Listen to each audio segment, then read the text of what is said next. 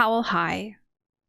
An ancient feud between werewolves and vampires reignites in the high school hallways when a bold new coven arrives in Pine Bluff. On the eve of the equinox supermoon, the battle for immortality begins. For one student, high school really can be hell. March 20th, 1981. Just another hellish day at high school. Back in detention after another violent scrap. You're the only one here. Principal Fine lets Michael Malenfant and his fancy rich friends get away with murder. This started right after you were shipped here from foster care last fall.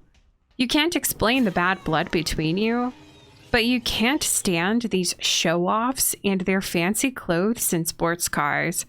Just thinking about it makes your blood boil. You're still on cleanup duty at nightfall when the rest of the school arrives for the Dracula play. You return the mop, but something smells off. You open the closet and the janitor's blood-soaked body falls to the floor, fang marks on his neck. Somehow you sense more blood being spilled and you rush to the stage. Backstage, Malenfant's crew dons capes and fangs. Fake blood drips from their faces, but something is not right. You're about to start another fight when the curtain rises, the light of the full moon washing over the stage. A costumed Malenfant sinks his teeth into a terrified student. But this is no act. You leap onto the moonlit stage filled with bloodlust. The audience screams in terror as your body suddenly contorts, fur and claws bursting through your skin. The crowd storms the exits. All but one girl, Misty, the cheer captain, drops her pom-poms and pulls a silver crossbow from her back. The pain is excruciating, and yet it feels familiar. Your jaw unhinges, muscle elongating and bone thickening. The rage you felt expands beyond your human mind, and finally you feel whole. You sense every heartbeat, every ounce of blood in the room, and you know who isn't human at all. From the wings, Malenfant's crew of cretins show their fangs. You waste no time clawing another one down, snapping his starched-collared neck in your jaw as a wooden stake impales his undead girlfriend. She screeches and explodes into putrid pieces. You tear into the hallway, chasing the rotten reek of your foe.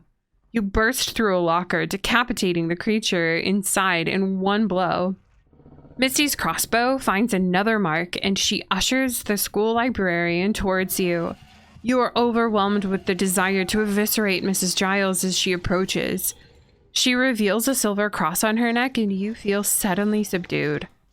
She whispers in some ancient tongue, and somehow you understand you must protect her at all costs. She must get to the library. The librarian is clearly a witch. Her voice stays in your head as you escort her down the hallway. She is the guardian of the ancient Book of the Dead. If the vamps get their hands on it, they will have the key to true immortality. The book can alter the balance between light and dark, day and night. You are the creature of the moon, protector of life, and the vampire is the undead aberration of darkness. Within the book are the keys to evoking eternal night. Malenfant's entire coven bursts from the rows of lockers. Misty takes aim as you drive straight into the fray, gutting your prey in a swipe, chewing through cold sinew as heads roll. With Mrs. Giles safely in the library, you set your sights on Malenfant. But suddenly, you are filled with searing pain. You spin to find the principal pointing a silver gun at your heart, his eyes glowing unnaturally from the shadows. Silver is wolfsbane, the only known way to kill you. Your principal is no human, but he does not smell a vamp. He nods to Malenfant, who disappears to the library. You feel the wolfsbane burn you from the inside, and a streak of deadly silver singes into your fur. You stumble as your veins fill with a leaden weight. Misty unleashes a slew of stakes into the swarming vamps behind you. You sense Mrs. Giles calling you to the courtyard. She holds an ancient tome to her chest, chanting in the moonlight as the vamps swarm in. You claw your way forwards to see Principal Fine whispering to Mrs. Giles, his demonic voice ringing in your head. Misty tries her crossbow, but is hit with a curse that drops her to the ground. He lifts up the librarian with ease, then slits her throat, taking the book from her helpless hands. The vamps retreat before the dawn, leaving you all for dead. In wolf form, you understand the ancient language. The demon called her Blood Witch. He spoke of the end of day, eternal night. With the book stolen, there is nothing stopping him and his vampire army. Your rage ignites and you force yourself to move. You lurch forward in your final breath, enough for the moonlight to reach your dying form. Mrs. Giles cannot speak, but you now hear her in your mind. Sanguis acri noctium. She has fulfilled a prophecy, and you surge with ancient preternatural fury. You are now the Blood Silver Wolf, a legendary, invincible force of nature, and the undead's worst nightmare. The witch's words ring through your mind. Sanguis acri noctium. The moon calls to you, and you revel in the cold light soaking into your veins. You have the power to end the night. Before you, Misty awakens.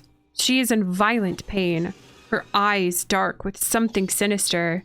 You sense her blood blackening, and you bite down into her heart, releasing the curse within. You leave her bleeding as you go after your foes. You stalk the hallways with your deafening howl that now harnesses the light of dawn. The vampires scream, burning from the inside until they are dusted to ash.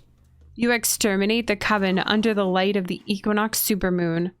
Before you can reach him, the demonic form of the principal and Malenfant evaporate into shadow. But you know this is just the beginning. This class may be dismissed, but high school will always be hell. Returning to the courtyard in the safety of dawn's light, you find Misty holding Mrs. Giles' hand. She opens her palm, revealing matching symbols burned into their palms. Giles whispers the ancient language. Malum's mark is the key. So the vamps will be back. And when they come, you will be ready.